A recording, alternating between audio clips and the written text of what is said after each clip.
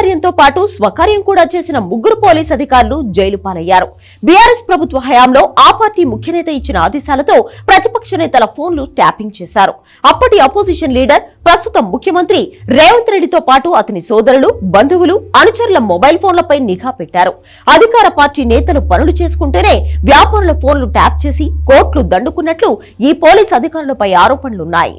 BRS ప్రభుత్వ హయాంలో అప్పటి ఎస్ఐబీ చీఫ్ ప్రభాకర్ రావు చెప్పినట్లు ఫోన్ ట్యాపింగ్ కి పాల్పడ్డారు నలుగురు పోలీస్ అధికారులు.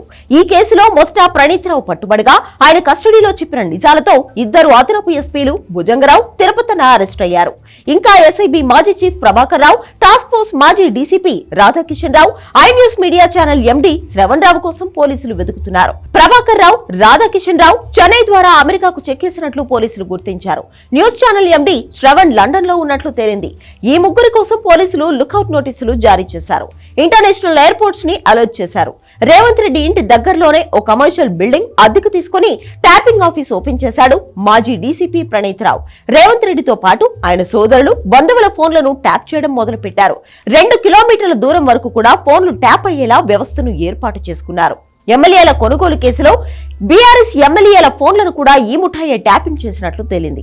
ఎస్ఐబీ టీమ్ కు ఫోన్ నెంబర్లు సేకరించి ఇచ్చింది ఐ న్యూస్ ఎండీ శ్రవణ్ అని పోలీసులు విచారణలో తేలింది.